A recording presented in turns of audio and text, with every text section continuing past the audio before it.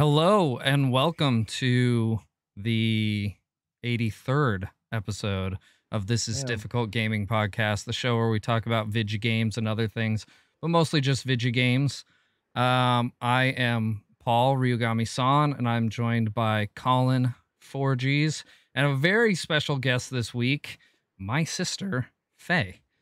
And we're here to talk about some video games. We did not fire Josh. uh, Although it's a popular relief, no. yeah, we did not fire Josh. Thank you for the sub, Curse Sloth. Really appreciate that, my dude. Yeah, but Faye is Josh couldn't make it this week, and Faye's filling in, and we're really excited about that. And it's also Faye's birth week, so we're excited about that too. Should be a pretty fun show. I figure we get started with, since this is Faye's first time on my show or on my channel in general, she can tell us about herself and yeah, what she does, where she streams, what she streams, what game she likes, and so on. Faye, talk to us. Hello, my name is Faye. I also go by Mendarii, which is where you can find me on Twitch. When I do stream all the kinds of games, primarily spooky, considering it is October, but I have been known to stream some like puzzle mystery games and some platformers and narrative storytelling games and all that kind of stuff. And you can find me on other social media platforms as well underneath the same tag, Mendarii. And I don't know what else I do. I think this is most of it. That's it. That's all you do. Yep.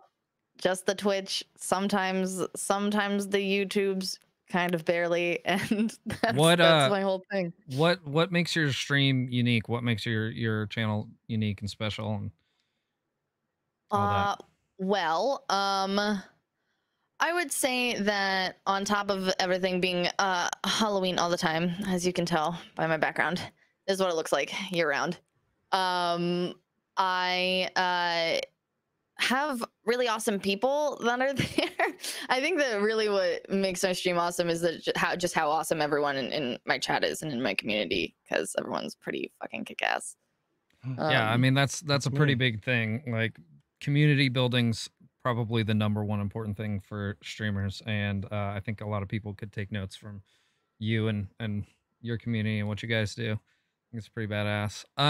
Let's talk about video games. What have you guys played any video games this week? What'd you play? Yes, I played. Well, I'll get to it later, but Phasmophobia, and that's just been really fun. I don't know. It's like I played with Adam last night, actually. Adam and Ness. Oh, really? Nice. Yeah, and yeah, we all played together actually, and it was a lot of fun. I think even Adam enjoyed it. You know, he got spooked at one point. Dude, that is a testament. I to wish the he was of that streaming. Game. I would love to see that. I think that Adam might be maybe playing on my birthday ? Yo. So that's a That'd thing. be cool. I'd love to see that. There's a certain reaction I want from Ness particularly, but I'll take Adam though too. So yeah, it was a lot of fun though, like just playing with them, because people really get. I think the voice recognition really gets people immersed, kind of like VR. The first time you play with VR, you're just hyper immersed, you know. And I think the voice recognition really does that for people, because how often do you play a game where you interact with something with your voice, and the answer is you don't, you know. So this was something that was really creative. I think we'll see more of this in the future. I don't know if it would be as good, but I'm really looking. It's kind of like the VR game without a VR headset, you know. It's real close to that level of immersion you sometimes get with VR. So yeah, it's very nice. Cool. Faye, did you play anything cool this week? Well, I also played Phasmophobia, and it is really such a good game. I think that the fact that, like, Adam, who, for people who don't know, is someone who does not like horror games, and I think that the fact that he enjoyed himself while playing that game is just a testament to how far-reaching it is, and just the quality of it. Even though it's still in early access and they only have one developer, it's really, truly just such a good time. Yeah. I also played a game called Return One Way Trip, which is a like mystery indie puzzle horror game where you are you play as a girl who wakes up after like camping with her friends alone, and she doesn't know where her friends are, and she finds this broken down train, and when you get on there, there's some kind of ghostly activities there, and then you pass out during these earthquakes and actually end up in the past. And you're kind of jumping through time, playing on one side and playing on the other, and it's really fascinating. And that game comes out on the 14th, which is this Wednesday. So I had the What was it called honor. again? I think I missed that. I was trying to adjust actually some volume. Go on. What was it? It's called Return, like re::turn, one-way trip. And it is a lot of fun. I had the honor of being able to play it early, and I cannot wait to finish it. What game did we play? We Were Here? Oh yeah, We Were Here. I'm sorry, You Left Me Here? No. Colin and I played this game called We Were Here yesterday, which is a free-to-play escape room type of a game where you're both in different parts of a castle. You have walkie-talkies, but you should definitely use Discord because the voice chat in it sucks. I think it's deliberate. I think it's deliberately bad. I think it is too. But it's still very frustrating. Yeah. But the game is really fun. You have, puzzles, and you only have one half of them, and you're trying to unlock doors so you can both escape or leave your friend behind. Yeah. Yeah, Faye ended up actually having me killed. So after she promised she wouldn't, she literally goes, I'll come back for you. That was an accident. And then left. And I died. So I'm not gonna lie though, like every time I've played a game with you, Colin, you've done the same thing to me.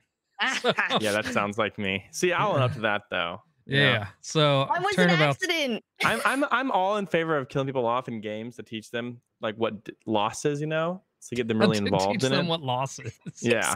But like this was a low blow. This was hilarious. Like a false promise, promise is broken. I played a surprising amount of games for, what I normally get to play this week. I did Shining Force 2 some more on stream on Wednesday night, which I talked about that last week a little bit. It's just a classic RPG from my childhood that I absolutely love. If you ask me, it's like the best of the tactics RPG genre because it incorporates other RPG elements as well, not just tactics. I played Neo on stream again yesterday, and I actually got to play that with Chamali. We did a little co-op, and man, the co-op is so good in that game. The one caveat to it that I would say is kind of a bummer is you can only co-op with someone if you or the other person has already beaten that level. So one person has to have beaten the level that you're on before they can join you in co-op. Which is a little bit of a bummer, but it's really not that big of a deal, especially for, people who have, played through the game. They can just go in and help their friends with whatever. So that's pretty cool. But that game is freaking fantastic. And if you don't know what that is, it's like, if you don't know what the game Neo is, it's like if you took Dark Souls and just made it samurai and then added in like cool Japanese mythology and stuff. So it's very cool. And then I also played Star Wars Squadrons, which was awesome. Dude, Star Wars Squadrons is... I didn't expect much from this game because it's EA and it's Star Wars, and they haven't been, doing the best with that lately. I mean, Jedi Fallen Order was pretty good, but every other Star Wars game they've put out recently has kind of been doo-doo butts, so... it's also not like a full price game. So it launched at $40. And so I'm like sitting here expecting a bunch of microtransactions and a bunch of stuff like that. But there's none of that in this game. Like everything is unlockable in game. There's no microtransactions. Very cool. And then it like, what really sold it for me is it like really brought me back to when I was a kid, when I was playing TIE Fighter or X-Wing versus TIE Fighter on the PC back then. And I did play that with HOTAS, with a joystick. Really gets you into the immersion. Really makes you feel like you're piloting an X-Wing or piloting a TIE Fighter, something like that. And it's just really, really fantastically executed.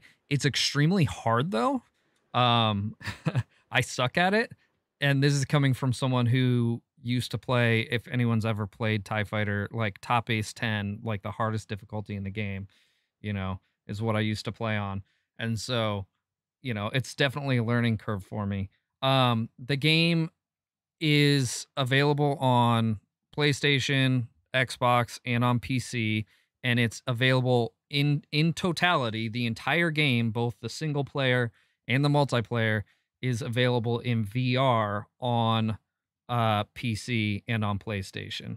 Oh, Yeah, and it's awesome. Now here's where I want to get into something that's really interesting about that is the focus of the game, even though it has a single player campaign, the focus of the game is multiplayer. And I've got to say, for people who have a VR headset, you are at an extreme advantage in multiplayer because you can look around and see around you, while you're piloting your starfighters. So like for someone who's just using a stick or just using a controller and no VR headset, you only have one view just straight ahead, right? So if someone flies past you, you have to turn your starfighter in order to be able to see them. Whereas, if I'm in VR and I'm playing this game and someone flies past me, I can look and see where he's going and adjust accordingly, you know. So right. And it's cross-platform everywhere, like on everything. So if you're playing in VR, if you're playing just on PC, if you're playing on Xbox or on PlayStation, like it's completely cross-platform. So honestly, like I think they knocked it out of the park with this game. It really makes me want a VR headset because I feel like I'm at an extreme disadvantage. Um at launch it had some problems with the HOTAS setup on PC, not on PlayStation or Xbox, but that's already been patched. So they've been like really quick about, fixing issues in the game right out the gate. And it's just a really cool game. So that's of the games I've played this week, I've enjoyed all of them, but I probably enjoyed that the most just because it's like really bringing back that like childhood memories of flying around in a TIE fighter and just shredding up enemy ships. So that's cool. dude, it's been a blast. It's been a lot of fun. So yeah, that's what I played this week. Some good stuff. We're gonna mix up the order of things today because Faye's probably gonna have to get going a little sooner than we normally would end. So we're gonna, instead of going into our review at this moment, we're gonna jump into our topic question for the week, which is I think right up Faye's alley. The question is, what makes a horror game good? And then there's a secondary part to the question, what horror games are good to play during the Halloween season? That is a doozy of a question. Go. For you especially, right? Because this is your yeah. Oh, so I have it's loaded. I have played so many bad horror games, like so many, and so many that started out really well or were very promising, but really fell flat. And one of the main pitfalls I find for a lot of things in the horror genre in general, but especially in games, is that they never know how to end. There are so many games that like you'll have all of these threads going one way or the other, and then it'll just be like, and then that's the end, and you're like, what? what happened? Because they don't explain what the ending was, or you just die, and they leave a lot of things unexplained because I think that they themselves didn't know what it was when they were making it. I think that is a big thing. It's like you can leave some things up to mystery, but not knowing yourself what the mystery is when you're making a game is a problem. And I think it's a problem that is really prevalent. I think that's a problem that a lot of people have with television shows as well. Like, Yeah. have you ever seen the show Lost? I have never been able to get past I episode can't. 6 of that show. Yeah, same here. Dude, that It show's bores awful. the shit out of me. But I think that's like the best example of what you just said in TV form. Like, they had a concept, but they never knew where they were actually going with it. The writers of that show were literally lost. And so That's what it was the whole time. they're like, well, it's like the same way we came up with the name for this podcast. We're sitting there like, what should we call the podcast? What should we call the podcast? God, this is really difficult. God, what should it be? God, this is difficult. What is it? Why don't we just call it This is Difficult? Call it a day. The people in the writer room for Lost are like, where are we going with this? I don't know. I'm Smoke lost. Monster. What's Smoke Monster? Boom. Oh shit! I forgot about the Smoke We Monster. have a title. All right. But yeah, I mean, like on the topic of TV shows, a show that does it fucking really right is Haunting of Hill House. That show is a masterpiece. It is everything that American Horror Story wanted to be and isn't. It is phenomenally written. The performances are great. The story, the great thing about it is that it is worth watching even if you don't like horror. Because the story is just so good, and they just came out with the second season, and I watched the first episode today, and I'm like super excited about it. Very nice. I have only watched, I think, the first couple episodes of that. Maybe I watched the whole season. I don't know. I thought it was good. I'm not like, you know me though. I'm not really the horror guy. Horror's not really my thing. I don't mind it. It doesn't really excite me though. You know? Yeah, I think that especially when it's not really your thing, there's got to be something extra special about it. That's like, oh, hey, this is a really cool. I mean, to get back in games, this is a really cool mechanic that they have using that like makes me feel very immersed or you know, makes me feel like I have some kind of a competence or makes me feel very helpless. Like Outlast is a game that has shaped the genre of being this, you know, a first person horror game where you're just a journalist and you're just trying to discover a story and survive along the way. And you can't fight back. And that is a really solid and terrifying experience, especially for the first time. Yeah. I don't know. For me, like I said, I don't play a lot of horror games. The closest I get to horror games would be like Neo or Onimusha or you know, Dark Souls, which those aren't really horror games. They have jump scares. They've got zombies and shit, but like they're not really like horror games.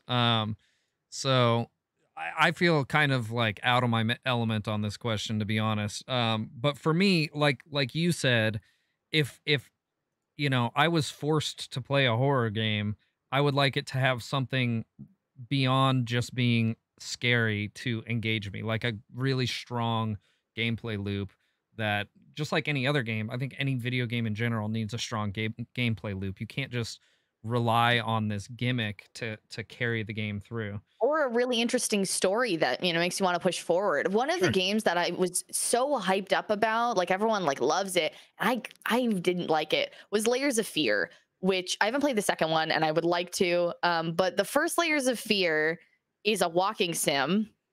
So, you know, like there's some spooky stuff that happens, and like there are a couple parts where you have to run so you don't, you know, die from a ghost.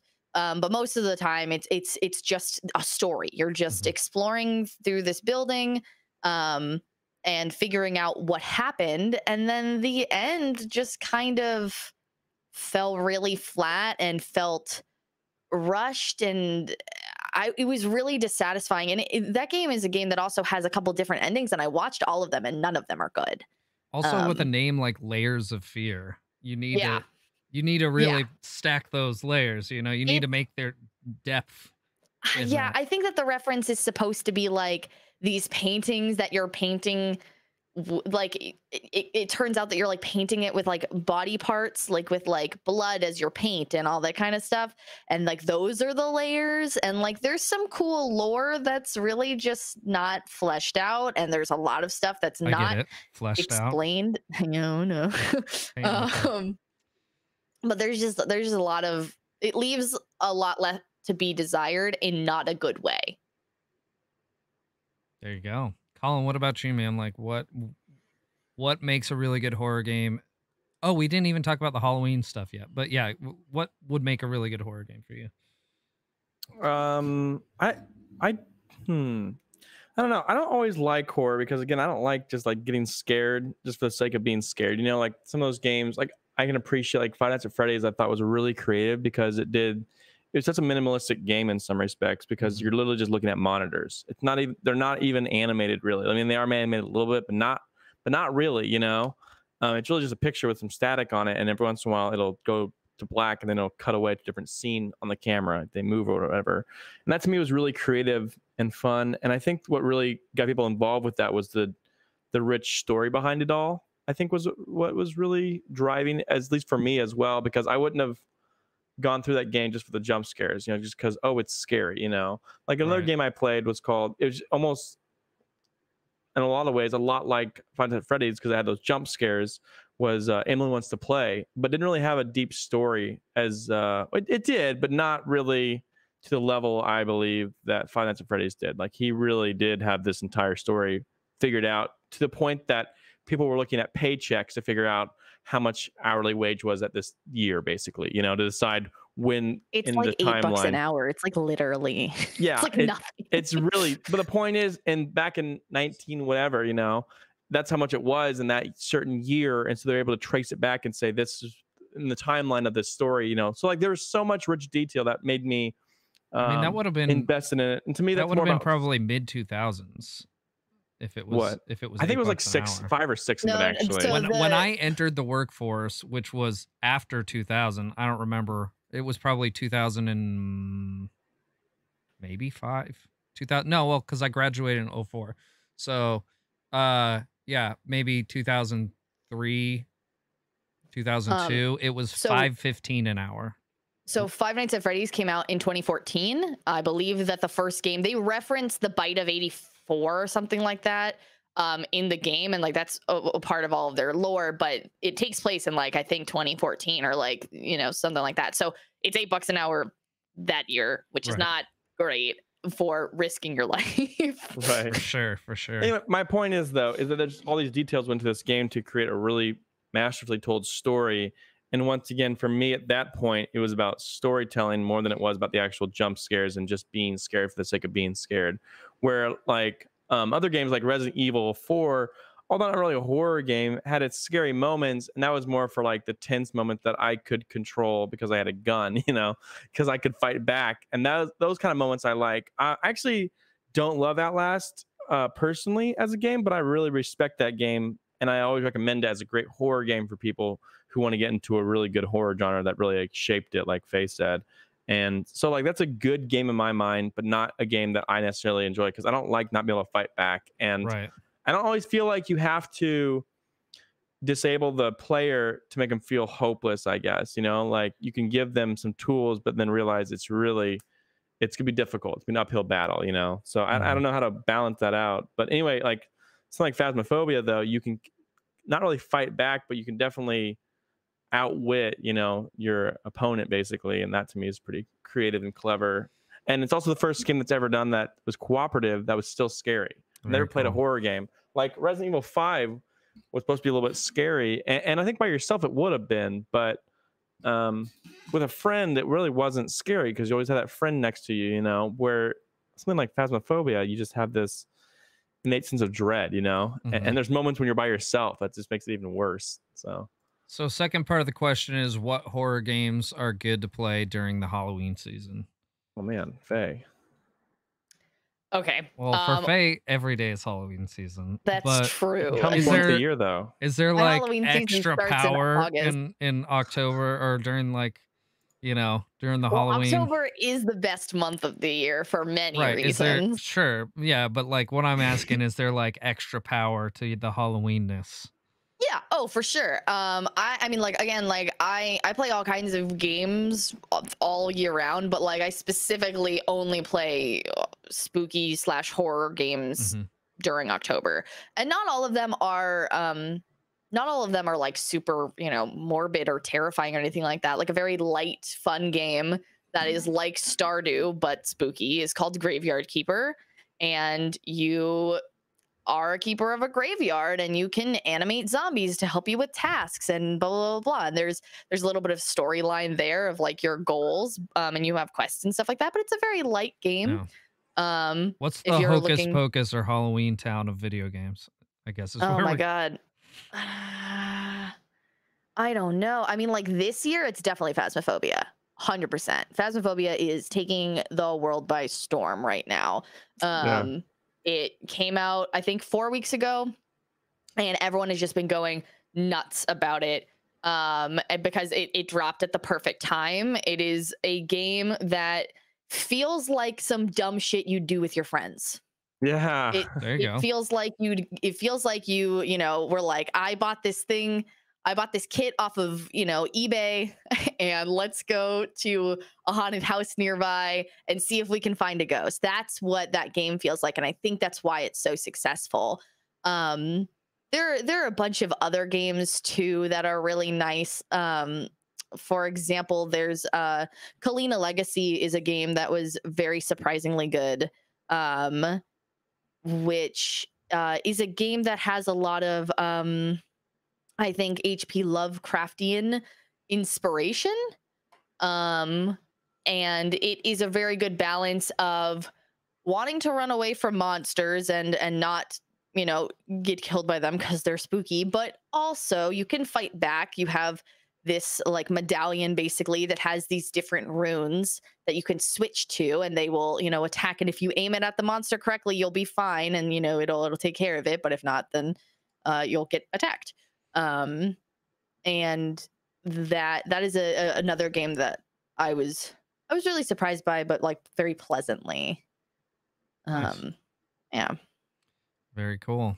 I don't feel like I again have anything to add to this part because like for me the closest I'm playing Neo this month, so that's what I'm playing for Halloween. Yeah. Binding of Isaac is really good. Oh Oh yeah, yeah. I've heard really good things about That that was made in game. like a week. You know that? And Like, then I think that they I didn't know that actually, but I think they came out with a sequel or are coming out with a sequel soon, which is cool. that's cool. There's also if you want a short game, it's about 4 to 6 hours. Bendy and the Ink Machine, which everyone said was like Cuphead, and it is nothing at all like Cuphead at all. Not Oh, even I mean, not like, even virtually the same. I mean, like it. I mean, if you were like blink and look at each of them for a split second, you might think, oh, they kind of visually look the same, but that's They are about that's they about are that. the That's about where it similar ends. Like art rubber style. hose animation art style. Yes. But Bendy and the Ink Machine is a first person horror game Oh, I've and seen not that. a platformer. Yeah, I've seen that. Yeah. But that is a quick little game that is spooky, has a good story, is interesting at the end. Like I played a lot of games that I do not have a good opinion of, and these are the ones that I have a pretty good opinion of. Nice. So Colin, is there a specific game that gets you into the Halloween jam? Dead Space probably. Dead Space Ooh, 1 yeah. and 2. All right. Those are really great. That would do Those it. are honestly Dead Space 1 like really redefined in my opinion like first person or third person shooter horror games. Like they really went hard with that. They took Left 4 Dead or not for Dead. Resident Evil 4's like kind of mechanics and then like really added a lot of horror mechanics to it by watching a lot of scary movies and seeing what they did right and how to do it. And it was really cool because that game really did well. And I feel like the second one was even better, in terms of the gameplay. The story wasn't as good as the second one, but the gameplay was better. So I really Actually- enjoyed the first one. the Yeah. gameplay is better than the second one. It's not as good of a story. So There you go. There's your catch 22. I came up with one. This is my Halloween recommendations. What? And again, not really horror. It kind of straddles the line of horror and action. Um, but any of the Legacy of Kain series. So Oh, Soul heard that. Reaver, like Legacy of Kain, Soul Reaver 2, Legacy of Kain 2, you know, Blood Omen, whatever. That series, it's very awesome, vampire-y, supernatural. There's some scary stuff. In fact, like when I was a kid and I played through these games, like I was hiding them from my parents because I knew my parents wouldn't approve because there was evil shit in them. And so I'd play it like in the middle of the night, and there was certain times where I almost shit myself. But there's nothing like not compared to like a horror game. And also I was younger, you know, so it was like playing through it today, it'd almost be like honestly like Soul Reaver, which I think is probably the best, or that or Soul Reaver 2, um, is almost closer to a Zelda game, you know, than a horror game, you know, because it incorporates you know, action and puzzles and things like that. But and it has a really good story. But it's definitely got like a Halloweeny vampire-y vibe to it. So there you go. There's my recommendation for Halloween games. Hey, I did it. clutch. Yeah. There's also the Resident Evil games. RE7 is a very good horror game. The ending's a little weird. I don't super enjoy that, but it's pretty good, the gameplay wise. And then the RE2 remake that they got out. I've only ever played the Claire side of it, so I still have to play the other side. But those are both very like they are scary, but also you have a, you know, it's an action game, you're fighting back, you have guns, you have, you know, equipment management type stuff, and that's a good time. You guys both saw the trailer for the new Resident Evil game, correct? Have you? No. I don't know, that's RE3 remake, right? No. Or Well, is it a different RE3 remake came out earlier this year or late last year, whichever it was. But there's a brand new one. I forget the name of it, but they just showed it a couple of weeks ago. I was gonna ask your thoughts, but you guys haven't seen it, so. Well, what did you think about it? I mean, it looks like a Resident Evil game. I don't really like Resident Evil games, honestly. Oh. Like, I don't. I'm sorry. No, not it's fine. really I don't my either. thing. I like Resident Evil 4 and 5 and 7, and that's about it. So not the older ones though. So I get it. Yeah, Village I've is never what played it's the older called. Thank ones. you, Chamali. Yeah, RE Village is what it is.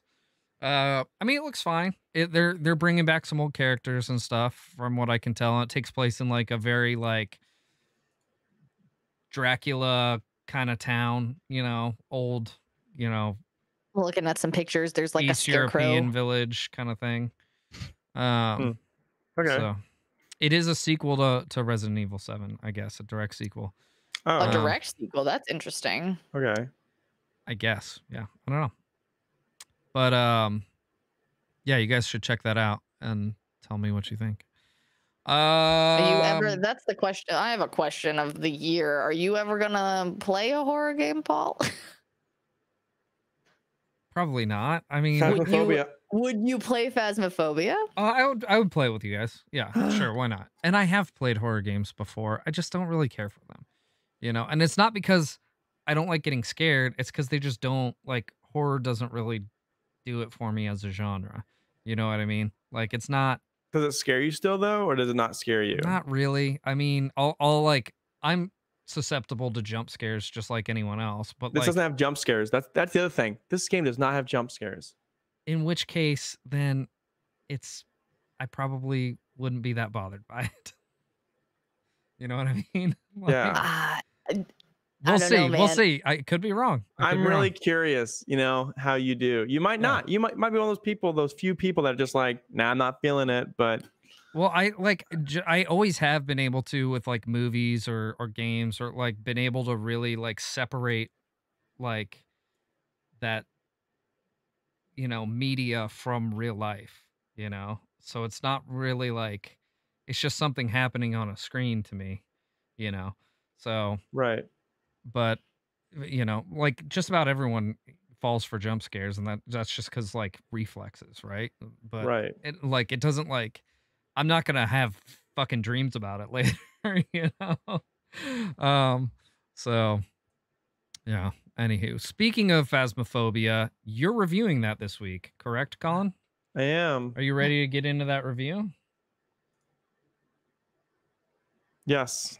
Thank All you, right. Chamale, for filling all that stuff out. Appreciate that. I am That was really going nice. to real quick get our background gameplay up. We're using. Who is it? Is it me? No, it is Wow. Faye. We're using Oh. Faye's background gameplay. Who, me? And so you Who don't is this really get to person? see very much of the actual gameplay, but it's behind us. Oh, I'm like Me? see-through. I didn't realize that. My hair Yeah. is all weird. Yeah. But yeah, go ahead whenever you're ready. Let's get the rundown. All right. So what's the name of the game? Phasmophobia. That took me a long time to learn how to pronounce properly. Developed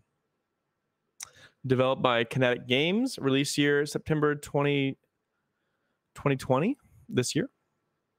It was a PC early access, and it is $13.99, currently available on Steam, although I think they're coming out in other places pretty soon. What did I like about the game? I liked that it really does feel like an indie game in all the right ways. You know, like sometimes you get indie games, you're like, oof, you know, this is rough. You know, I can see that's an indie game. That's not always a good word for a game, but in this respect, it's very raw and real, and everything you do feels very deliberate and on, you know, and while making the game not ridiculously difficult just for the sake of making it difficult. I know I've played some horror games where they purposely made the controls difficult because that's what it would be like in real life, and it's, to me, that was just infuriating. Like the original Resident Evil games. That's what they say, but I imagine that's more to do with hardware limitations, but you could be right. There's a game I played, I can't remember the name of it exactly. It was a good horror game besides the horrible controls, you know? Like, it was actually a really fascinating story and really good, like, feel to it, but the controls were just so bad that I was just fighting them. Well, this game is simple enough. It took me a little bit to get the controls, but, like, I mean, it's most first-person games, you know, that you play. It's close to the same controls that you'd use.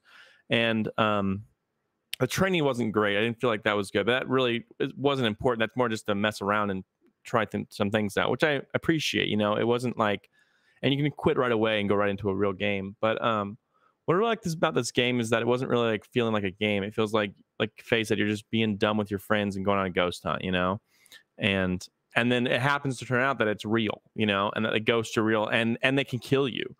And so everyone who's ever played this game, you know, they first are like, you're excited, they get into it, and then they get really quiet. And that to me is always so fun to hear, to like listen for some people to get really quiet, and you realize they're scared, you know, and you realize you're scared. You make up excuses for why you have to stay in the truck, you know, and why you don't want to go inside the house and why you're leaving, you know.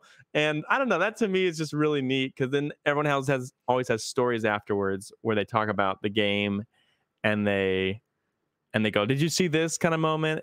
And the cool thing about it is it's all procedural for the ghost encounters. So it's always the same few maps they have. And they have quite a few for one developer. It's actually pretty surprising. And they're pretty big, too, that sometimes you get lost the first few times you play them. But they feel real, like as if it's a house or a high school or an asylum that you just, you know, were told to go to that you had ghost sightings. So to me, this game is more than a game. It's more of just a fun experience with your friends. And again, you do need the right people. I've noticed that I play with some people I don't enjoy as much to play with, and it really kind of ruined the experience. You know, people that maybe aren't as immersed, they're not fun to play with, you know, and people that are very robotic about the way they go about it. And I imagine this game will probably get old if they don't keep making it fresh and changing things up to some point where people will just like have the exact guide to beat the game, you know. And that to me is not really the point of the game. You don't play and you're not playing this game to why does he have bats? Wait, what? Oh, I was like, okay, that's my footage. Like, what? Footage. He stole did my you really just do fucking- that for Faye being here? Oh my god, I was like, what? Colin's not even playing the game and he's getting scared. Well, I was just like, why would you? That's a lot of effort. How did you get the right GIF and the right sound pack? And like, my god, that's a lot of effort. I made that sound, so I would have been very impressed. But yeah, it's a game that's like more of an experience, and I'm really enjoying that experience right now. You know, like Adam we played with Adam one time.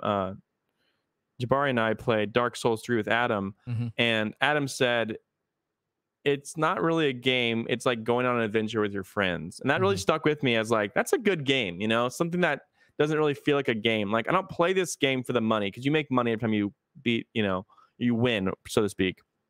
I'm not playing for the money. I'm not playing to win. I mean, win or lose, it's still a lot of fun. You know, it's the experience with your friends and going through and getting, you know, spooked basically, and then discovering what kind of ghost it is, you know? So, what didn't you like about the game? There are some bugs that need to be fleshed out they're working on. There are some quality of life adjustments I'd like them to fix. I don't know if they should, though, because sometimes I feel like we get what we want, and then it kind of ruins the game in certain ways. You know, like, I think there's something important about fumbling a little bit or making it a little bit annoying to get to. You know, like your journal is pulled up in front of your face, but maybe that's intentional because you just need to walk outside before you pull up your journal to put your evidence in, you know? There's a bunch of like other little quality of life adjustments. The graphics could be better, you know. But again, you get so immersed so quickly that you kind of forget that. I'd like to see, you know, just more added to the game at this point. That's not really a big criticism because the game just came out as one developer. But well, you it's know, early access too. When you say one developer, is it literally one person or literally one guy? I think it is. Wow. Okay, that's impressive. Yeah, I mean, like they have a team, but like the actual person who's doing all the coding and stuff like that's one guy. Yeah. Okay. So it's incredible what this game, what he's done with this game. So I don't really have too many negative things to say about it. Again, it's just quality of life adjustments, and I think a lot of them he knows about. You know, like he has an open Trello page you can look at to see kind of where he's at and what he's working on currently. So, and it seems like he's working on it every day. So that's really cool to see. How's the gameplay? The gameplay is fun. It's a first-person game where you basically have to determine what kind of ghost you're hunting, and you use a bunch of variety of tools that you'd see in, like, you know, ghost hunters, like an EMF reader, a spirit box, and they all work, you know, if you find the right kind of ghost. So like the spirit box will speak to you. And the cool part is you have to use your actual voice. You have to have a microphone for this game. I could not understand people who'd want to play this game without a microphone. That would just not be fun at all. The game would not be fun. Is it even playable without a microphone? I think it is, but it would just be... Not really. I mean, you probably could get everything you'd need. You would just have to wait until your sanity went down every time. And, yeah, you know? it would just be a slog. Some of the things would be harder to do. You couldn't provoke the ghost or ask the ghost any questions because it has to be audible. And even though there is a push to talk option, your mic is always open to the ghost, which is a little freaky. Yeah. Yeah, and the ghost will listen to you for its name. If it hears it, it'll get pissed off, you know? And there's always a different name for each ghost, too. It always, at the beginning, you always are given like this whiteboard that says, like, here's your optional objectives and here's the name of the ghost and how they respond, basically. And so you go through and you have to kind of like look at this whiteboard. And so it's like this almost like this ritual you have to go through each time. And everyone kind of gets on board with it. And everyone kind of talks over one another and says, you know, this is what we're doing. This is the game plan. And everyone goes in and tries to find the ghost. So that's the first thing you want to do is find the ghost. And then the next thing you want to do is find evidence of what kind of ghost it is. So, I mean, it can get bad to like sometimes like demon is a really nasty ghost that's like very aggressive that can kill you pretty quickly. And so if you find out it's a demon, you want to get out of the house quickly, you know, and be done with it. Like the other day we were playing with Adam, I think it was Adam, and we summoned a demon through a Ouija board on accident. Oh, nice. By asking questions. So it came out and killed Adam. Adam died. Yeah, Adam died. Yeah. And once you die, by the way, you're a ghost, and so you can walk around and like see your teammates. They can't hear you. You can see the ghost when it goes on to a hunt. Can you follow haunt? it around? Can you haunt back? No, they're working on that. That's another thing. I was like, that's what needs to happen. everyone's like, why can't you do anything as a ghost? Like you've been seeing this ghost haunt things, now you can't do that. You have literally all of the equipment possible to be able to interact with your friends since you're a ghost now. I think that's coming. I think they're going to do it in a very particular way. I trust this developer. He seems like he really understands what he's doing with this game. You know, like he had a direction he wanted to create and he went with it. And it's something really great. I'm really looking forward to the rest of this game being fleshed out. I'm a little both excited and sad that I'm seeing it so early because I feel like so much more content's going to come out, but it's going to be like in small doses. You know, I can't imagine he's going to get another map anytime soon, you know, or another ghost out, you know. Until he gets like a team together. So how's the art? The art's okay. It's just a generic Unity game, you know? I mean, that's That's what it is. It's Unity, and it's probably a bunch of prefabs he'd probably just found or made, Yeah. or he probably just found, and bought. I'm guessing. The music, there isn't any. That's not really part of it. The sound design is incredible in this game. It's Oh, we got a binaural audio. commercial because I'm not subbed to you. Faye. Oh. I didn't know Whoops. they did that. Yep. Also, That's what the very fuck? Not funny. sub to me? How rude. Oh, So this sorry. is awkward. Ooh. The sound design's incredible in this game. This guy went above and beyond with the sound design. He has a bunch of like, not jump scares, but like little like suspenseful, binaural audio, which means like directional audio, not just stereo, but like sounds like it actually has location based, to it. So the sound design is just incredible. Again, if the sound design wasn't on point, this game wouldn't be anywhere it's at. It's really, really relies heavily on its sound design and its immersion with the voice work. So, yeah. So it said, how long did it how long did it take you? It's not really one of those kind of games. It's like Left 4 Dead. You kind of just replay the same few missions, but it's always different. So then, in which case, how long would like a match take?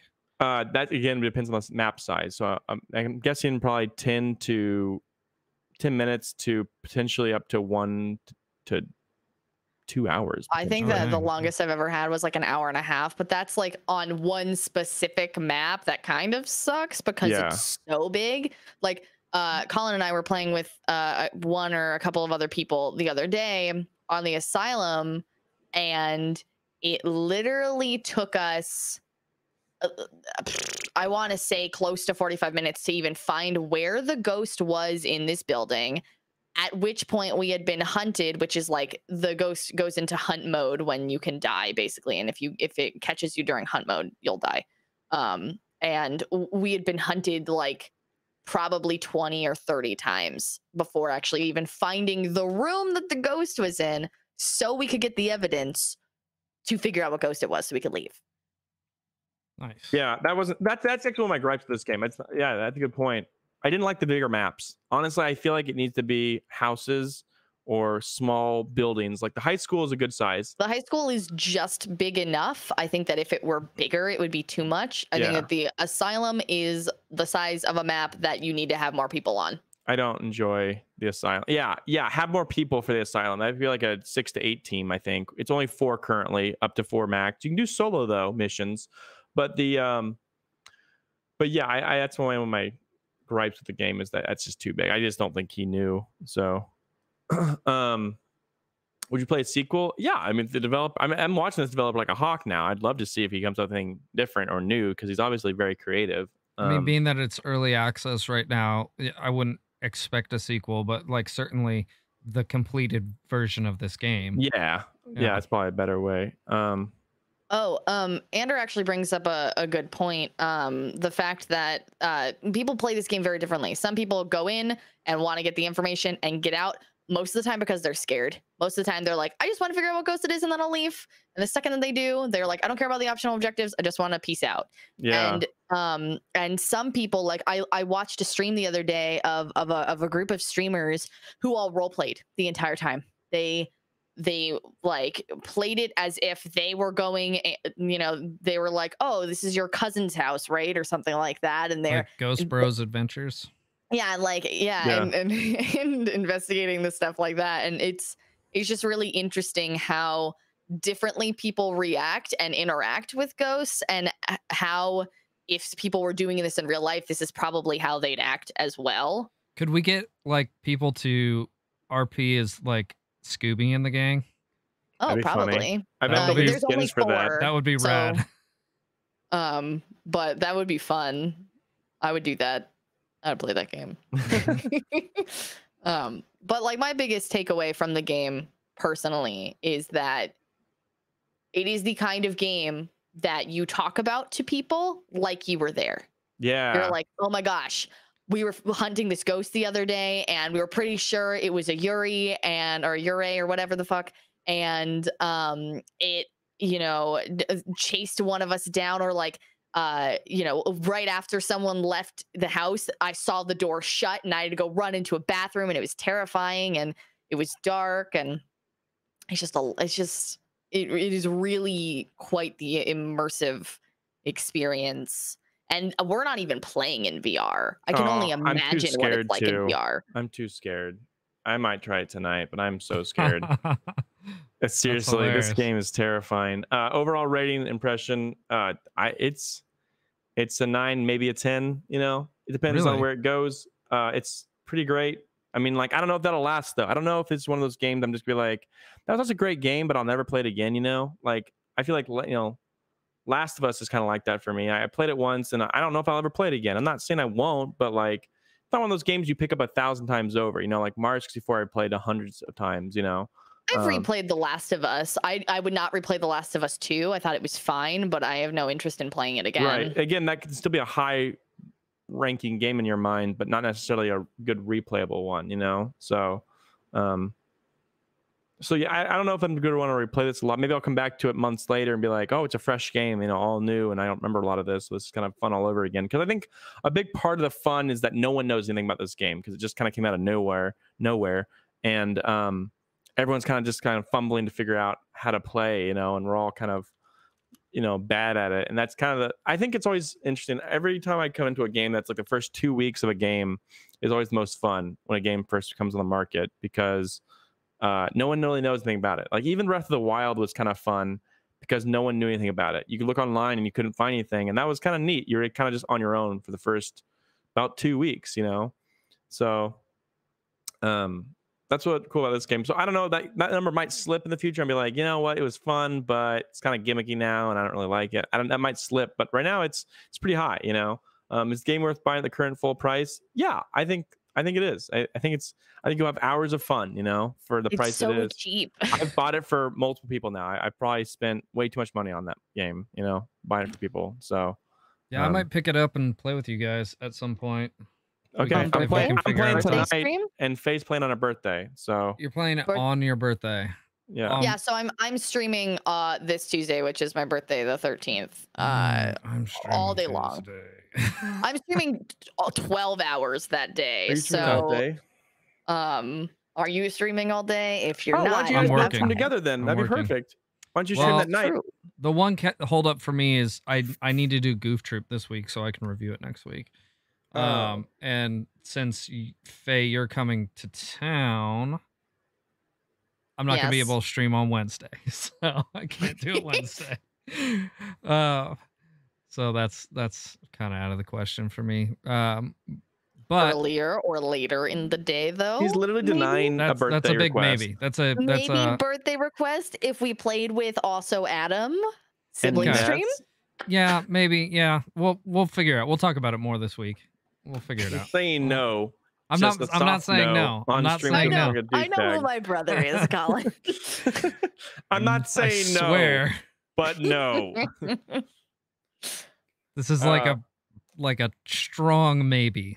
Like this maybe's been working out. I do. Yeah, buy the game. It's fun. Get it. Right on. Excellent. Well, let me get the gameplay off of here.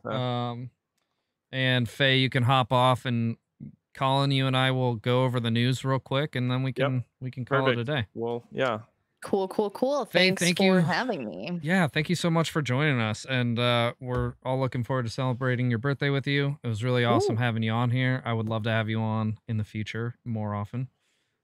So yes, she's like a maybe. That's a maybe. I'm not real saying no. Strong maybe.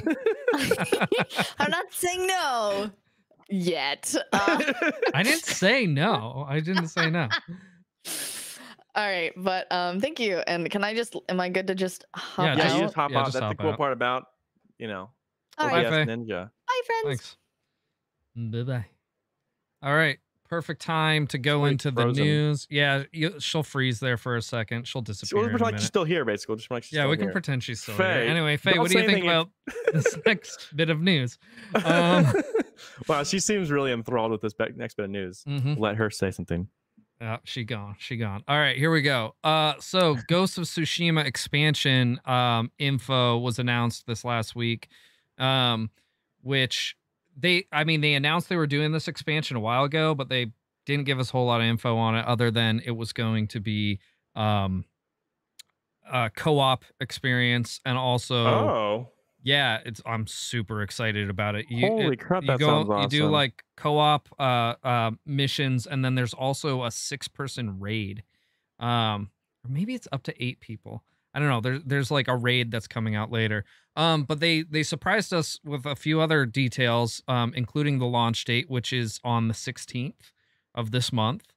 Um so the expansion is going to include, and by the way, this is a free expansion. So um it includes the Legends multiplayer mode, which is that co-op experience I just mentioned. Um as well as New Game Plus, which is a huge deal. That's like the number one thing I was saying that the game needed when I finished playing my playthrough was, holy shit, this game needs New Game Plus. Like, I want to play through this game right now, but I need some motivation to do that. They're adding New Game Plus. They're adding new collectibles, and also the ability to befriend and pet enemy dogs. That's important. It's important. You can befriend them and pet them, give them little scritches and scratches, and then have them eat your enemies, which is dope. What else are they adding? Oh, they also announced that it will be enhanced on PS5 as well. When PS5 comes out, you will be able to up-res this game on PS5, get better frame rates and visuals and all that, which if you've played the game is so goddamn gorgeous. I can't imagine it looking any better other than Right? having like better frame rates. Yeah. So it's just gonna look so stunning on PS5. I'm super excited about that. So also I'll be streaming this next Saturday for sure. We'll be streaming the co-op mode. Nice. So very excited about that.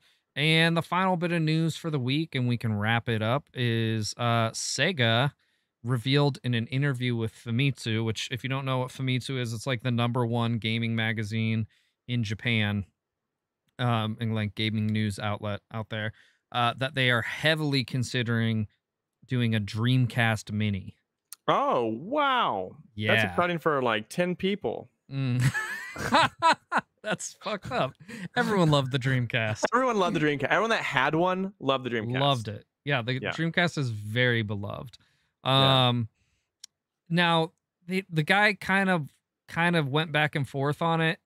He basically, because they were talking about you did the Sega Genesis Mini, you did like the little micro Game Gears, which just released this last week in Japan. I don't think those are actually coming out here, which is fine. They're tiny. You need a fucking magnifying glass to be able to see the screen.